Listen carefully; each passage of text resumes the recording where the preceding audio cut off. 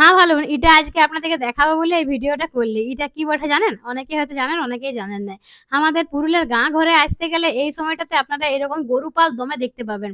তো আমাদের এই সময়টাতে যেহেতু পুরুলিয়ায় ধান চাষ হয়, তো ক্ষেত বাদগুলা গোটাই পাকা ধানে ভর্তি হয়ে থাকে। আর গরুগুলা যাতে যায় নিয়ে পরে ক্ষেতের ধানগুলা খাইয়ে না দেয় বা নষ্ট করে না দেয়, সেই লাগে গরু পালের দেখা যায় এই সময়টাতে। গাঁয়ে একটি বাগাল ঠিক করা হয়।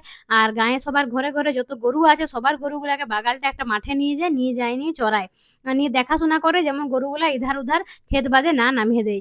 তো আমাদের গাঁয়েও এরকম আমাদের একটা মনভুল কাকা বলে কাকা ছিল। আমাদের ঠান্ডি কাকি। তা ঠান্ডি কাকির বর ছিল মনভুল কাকা। মনভুল কাকা কিন্তু এরকম গরু পাল দিত। তো একটা মাঠ ছিল আমাদের মানে এখনো আছে মাঠটা। ওই মাহাতো বাঁধের ওইদিকে একটা মাঠ ছিল। তো সেইখানে ওই মাঠটাতে নিয়ে যেত সব গরুগুলাকে পালে দিবার লাগে। তো বাবার সঙ্গে ছোট সময় অনেকবার গিয়েছি। এখন আর বড় হয়ে যাওয়া হয় নাই কখনোই। তবে এরকম এক পাল গরু দেখে নিয়ে মনটা তবে ভালো লাগলো। সেই গাঁয়ের কথা মনে পড়ে গেল। তো এই ঝালদা দিকের গাঁ ঘরগুলায় কিন্তু দমে গরু, ছাগলের সঙ্গে, সঙ্গে ভেড়াও পুষে লোকে।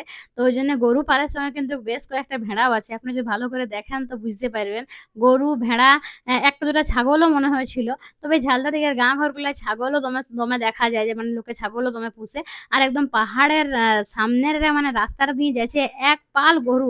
এত সুন্দর লাগলো দেখে নিয়ে যে আপনাদেরকে মানে কি বলে মানে বলে বুঝাবো না, এত ভালো লাগলো দেখে নিয়ে। তো আপনাদের কেমন লাগলো অবশ্যই জানাবেন আমাদের পুরুলিয়ার গরু পাল।